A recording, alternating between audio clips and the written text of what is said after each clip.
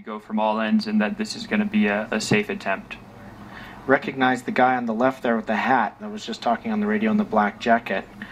Phil Layton? Mm-hmm. Yeah, so he used to be the... Phil was the race director for numerous years, and he was actually the head of safety, probably when you ran as well. Okay, the green light is happening now. This is awesome. 7 months and an amazing effort from Volkswagen coming down to this. It's super cool. Here we are, about to maybe see history being made.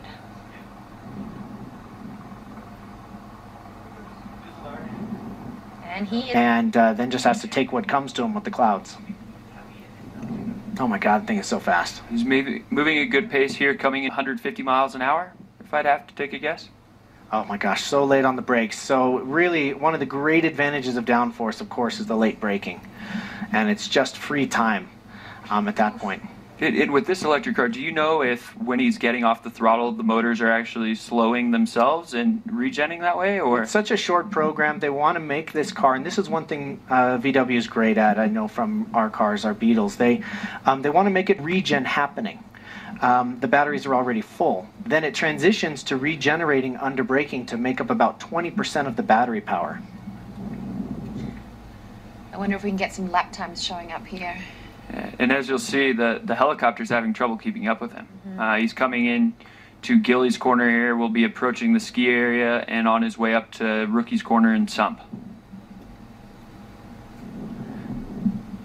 Almost went off Rookie's Corner. It goes from 60 feet wide to 30 feet wide there. It did when it was gravel, and it is a very tricky course. It's right here. And it looks exactly like ski area, except it goes much narrower. So there's, that's a place where cars get collected. Coming through Sump here. All right. So that's Tin Barn. Coming up, he'll be approaching switchback below Glencoe, then his qualifying section should be over shortly. It really does pull out of the corners incredibly fast. It was remarkable seeing it go through the W's. I've been attending this race all my life, and I've never seen anything quite move like that. And there's so much dust on the road itself. During that sunrise, you see that dust get kicked up in the air, and it really shows the influence of those aerodynamics, especially the under effects. So what's special here is the aerodynamics give it that huge amount of downforce, and it's an ultra-light car, right? So it has the advantage to climb fast while sticking to the road. It still weighs over a ton, which is not very light, but for an electric car, it is very light. It's a challenge because batteries still weigh more for the energy produced. They still weigh more than gasoline. But you get a chance to put the weight where you want it. Oh my gosh. That is wide on coming into Elk Park. I mean, it's so much trust in the downforce there. It really is pretty spectacular. I mean, you've been coming here all your life. Is it a significant electric car going for the overall?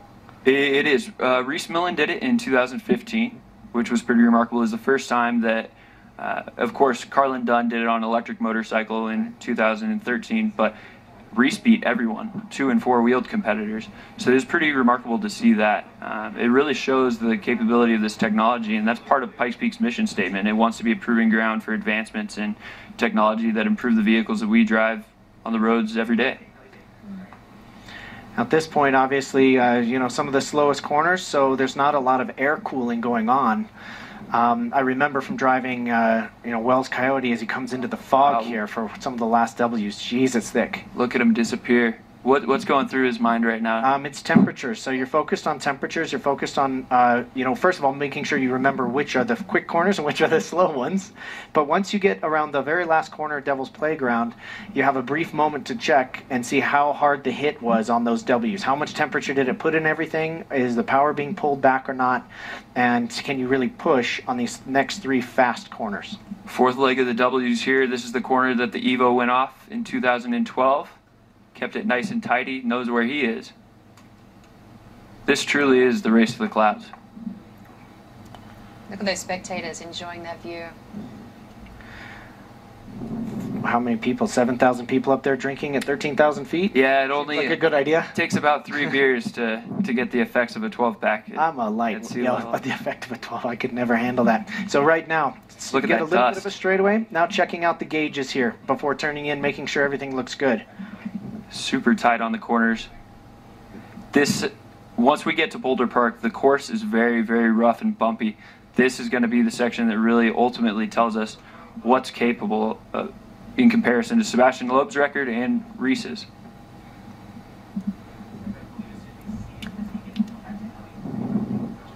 These three corners are my least favorite on the whole track. These three left-hand, I know I mention them all the time. They just are so scary. And you know, they're slightly different radiuses, and you're going so fast, and you have to go fast if you're going to use downforce. The faster you go, the more grip you have.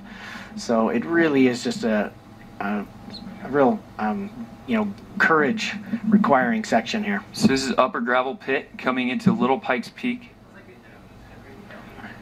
It looks like if the clouds are going to affect him, it'd be around Olympic. Is that the area where it looks like they're kind of licking the mountain there? It would. From what we saw there, it looks like it's going to be good. You can see where they've been patching parts of the road there to try and alleviate that rough and bumpiness. You can see him coming along the ridge line up top there. This part of the course is extremely rough.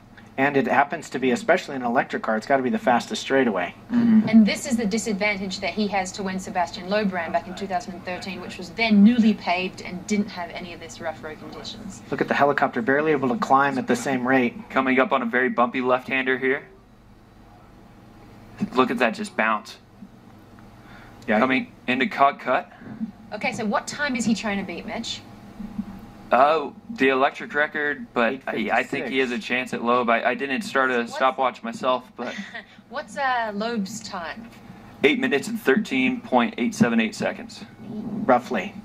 right around there. I think Mitch has approximately. memorized. Okay, the fact the helicopter can still see him means the visibility is still really good. They may have lucked out on the visibility. It's just a matter of if it's making full power or not. How about the flat light? Because it's obviously not as sunny as it was earlier today. I don't think that will be a negative effect. He's across the line. He made it to the top. It looks like he got on the brakes a bit early there. There is construction going on, so they have been instructed to get on the brakes fast. But you can hear the Volkswagen crew behind us cheering that he made it to the top. It is. That's pretty cool. First they beat Sweden in the World Cup game yesterday, and now they make it to the top.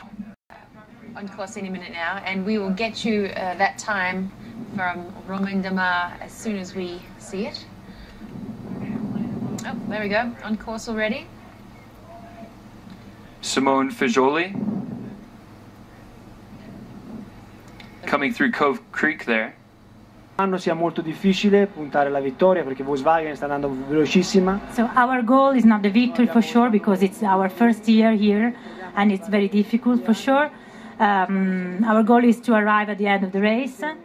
And anyway, he's very, very happy about the time he had here in the first practice, because it's very near to Loeb's one. So we are happy, but our program is a 2-year program. So this year we are here for to get experience, and for the next year we will see what will happen. Wow.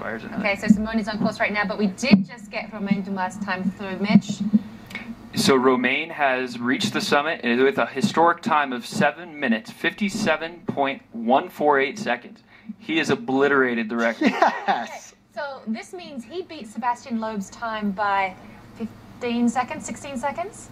It's incredible. This is a run that, as soon as Reese got to the top after Sebastian's run and he found out the time, he said, I don't think this time will ever get broken. Ever get broken. And to be here, On course, Fabian would have taken off, or is about to. I have not seen the start line in a few minutes, but we have a great interview with him.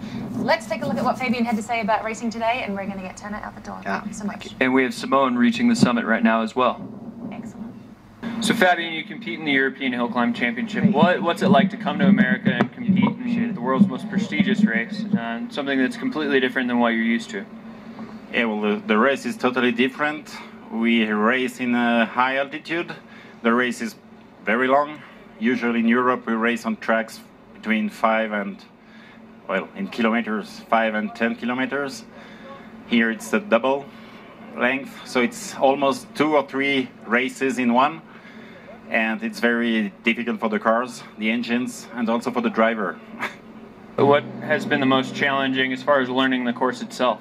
Well, to improve the track, there are not many possibilities to improve, and it's long, 156 turns.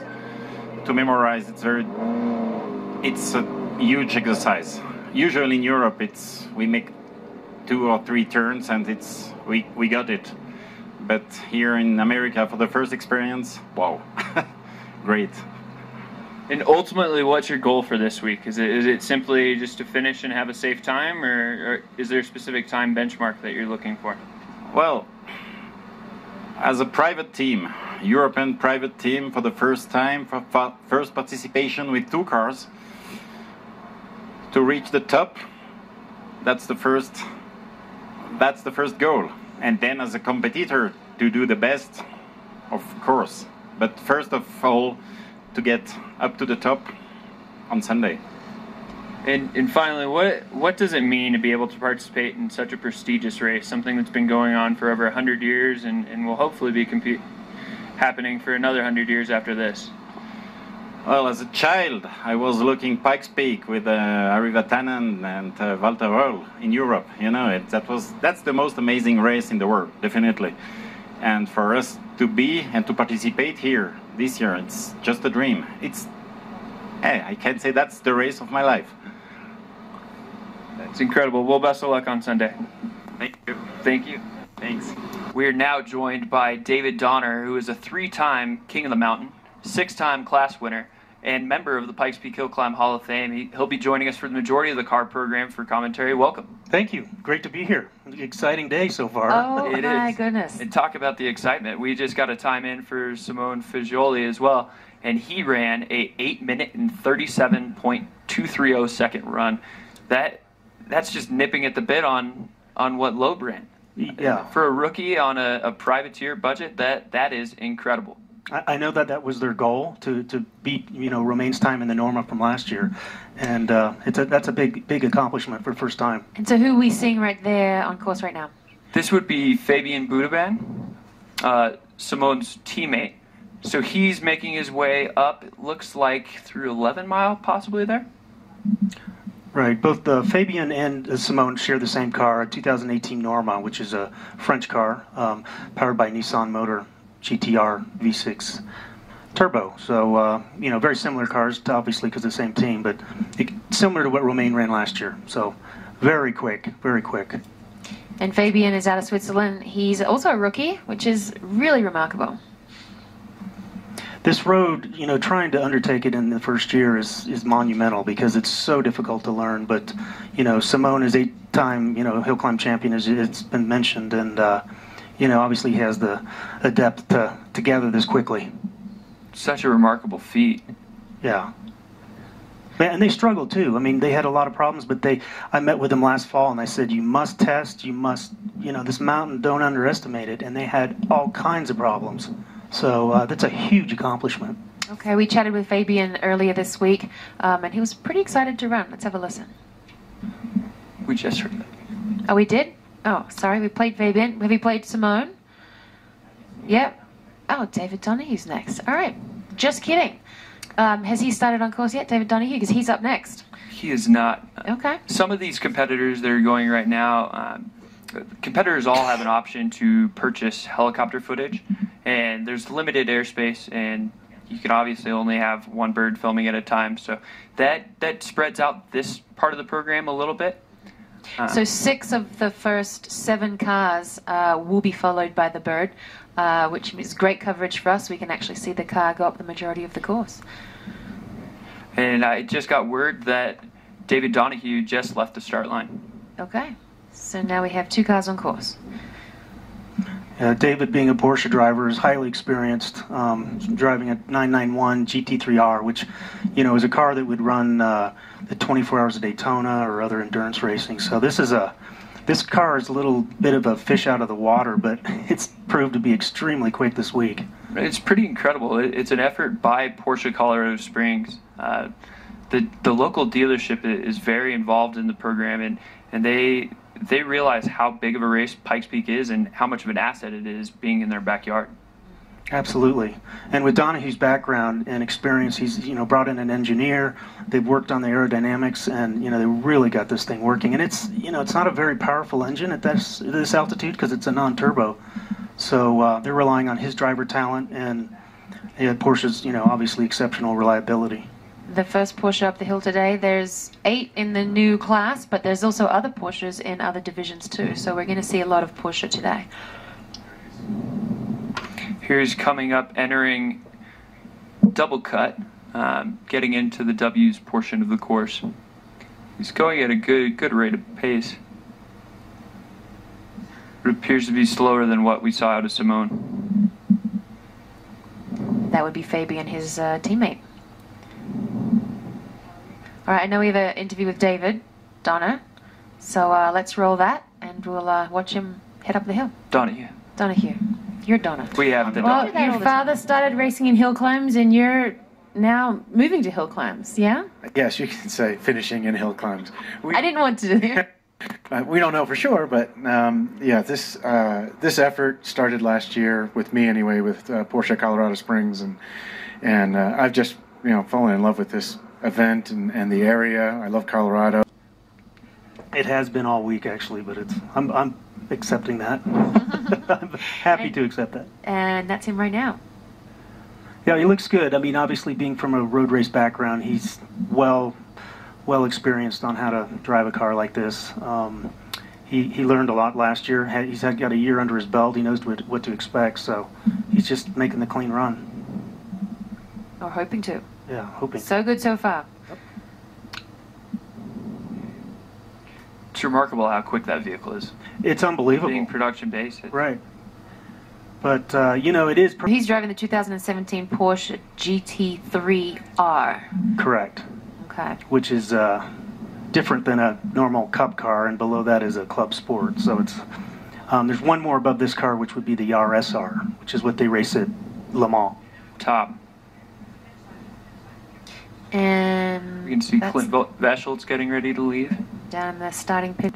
It's weird. You don't really know when it's coming through and when it's going to hit. It's very eerie. You see Fabian reaching the summit now. Right.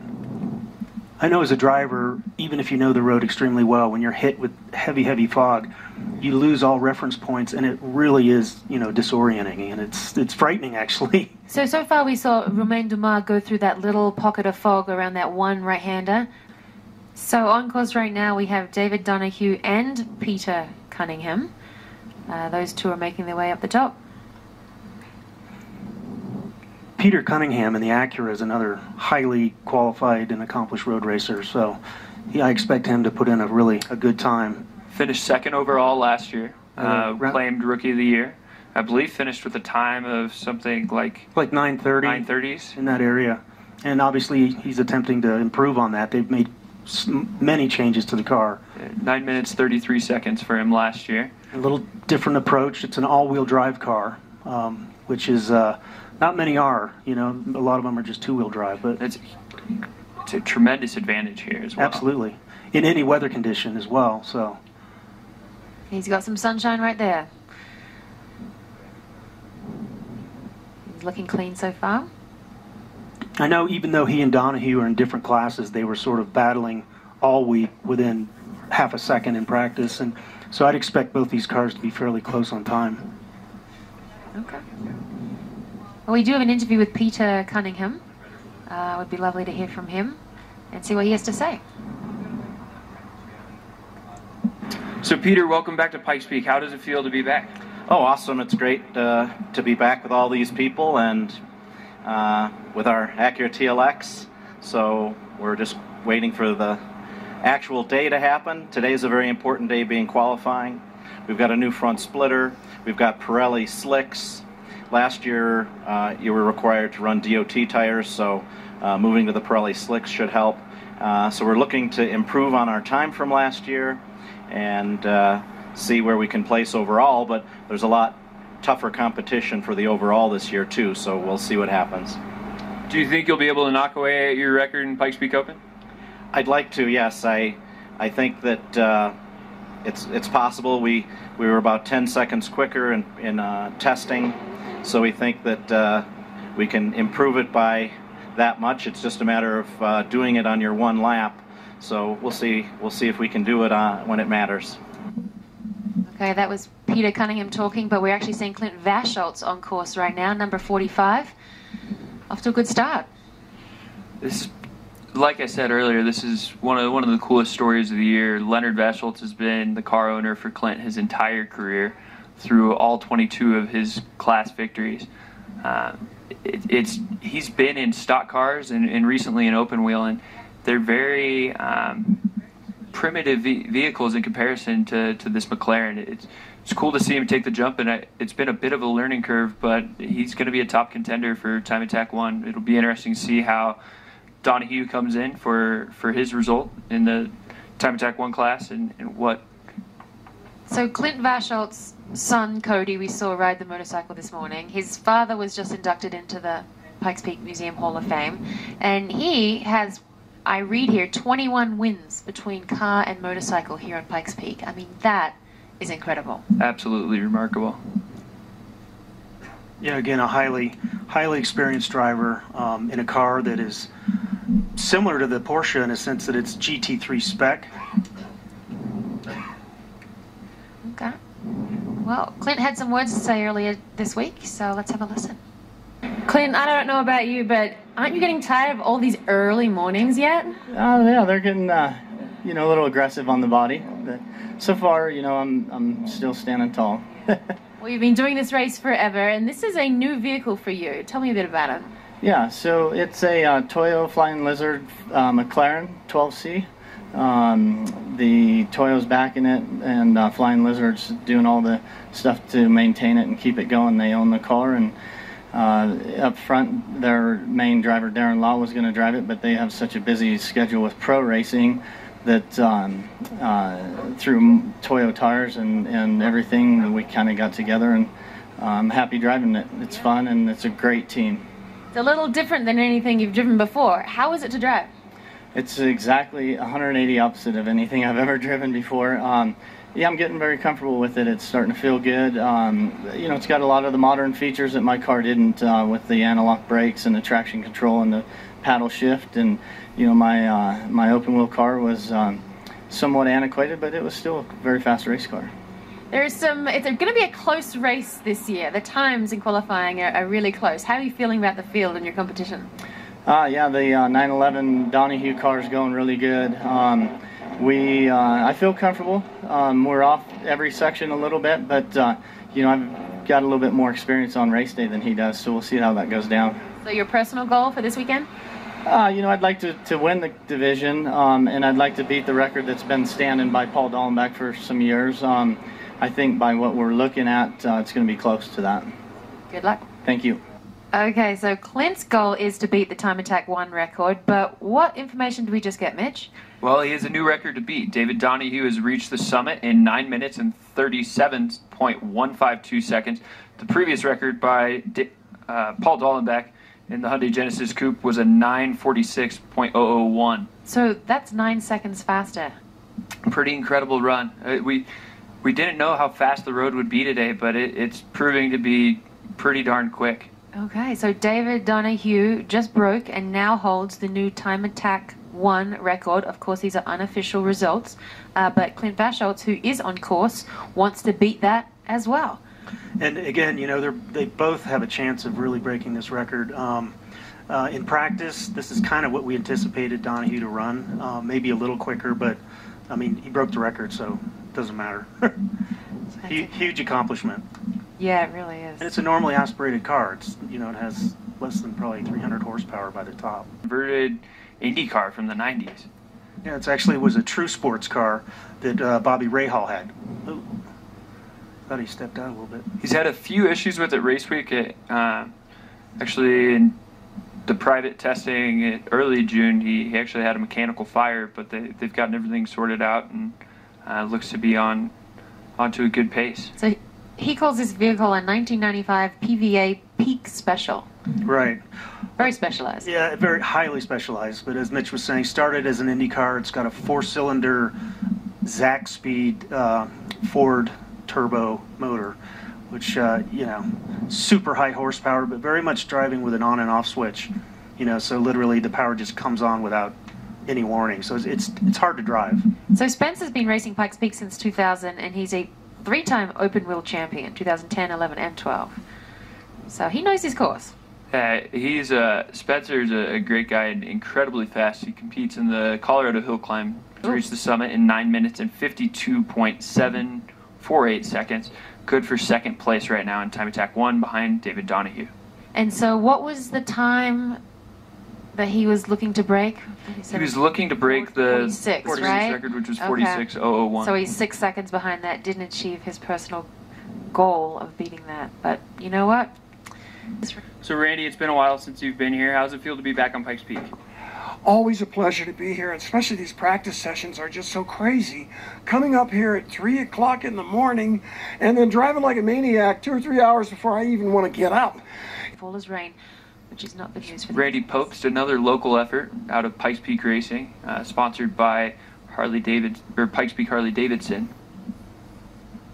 Randy has actually raced Pikes Peak 2 or 3 times, but unfortunately has never been able to reach the summit. I believe in 1995 he competed, and it was the only time in the race's history that the entire race has actually been shortened due to weather. They raced a 16-mile on that day, which prevented him from making it to the summit. And then a few years ago he was racing a GTR and had a little incident at the sump, but you see him getting a little loose there. There's actually quite a significant bump entering that corner coming out of Glen Cove there that can unsettle the car a bit. That might have been what we saw there. Yeah, Randy's driving a Trans Am car, which is actually a Trans Am 2 car. Tube frame, Ford powered, obviously. And, they've done quite a few things to this car and really got it going quick. So, and he is an amazing driver. I've competed against him many times. We see Spencer Steele arriving at the summit safely. Some sort. Here we see another top contender for the open wheel victory, Paul Dallenbach. He was pretty fired up when Clint took his record in open wheel last year, and he's come back with a vengeance. He's rebuilt the roll cage, completely different chassis, much safer car nowadays. Right. Exciting to see how this goes, especially one of the big changes in the past year is that open wheel Pikes Peak Open, these are classes that used to have to run on DOT tires. That rule has been eliminated. They can run on race tires, slicks, whatever's suitable for the conditions. So it'll be interesting to see what we're able to knock off on this time. Absolutely. I mean, these were built as race cars. They should be on slicks. I've known Paul for years. You know, he's a highly successful road racer, knows this mountain inside out. So I'd expect a really good result out of him. And Dallenbach has a really interesting history. He's not only been driving in commercials and films since 1992. Randy's he's made it to the summit. Oh, do we have a time? I bet the whole family and Aunt Bertha are just cheering as loud as possible right now. That's what he wanted to achieve, and he's done it. Yeah, Raphael is actually a part of Romain Dumas' team, RD Limited.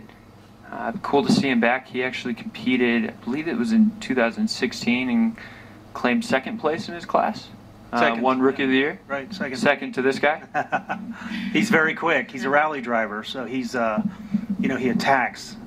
I mean, he just drives for it, and highly experienced. Ooh, driver. way loose there. But he saved hanging it out. He's in a 997 Cup car with I think a 4-liter motor that was built out of Romain's shop, which is a, pretty high displacement Porsche flat six. So, as I said, he knows how to drive the wheels off these cars. I'd be interested to see his time because he's been fast all week. In 2016, he ran a 10:06.006. So it'll be interesting to see if he cracks that 8-minute barrier, the 10-minute barrier, right, and joins the 9-minute men there. Focused, he was doing video analysis and feedback, and I believe that's his background too. I've run into him on a few car commercials, and he does works in that industry with editing and very analytical. He is.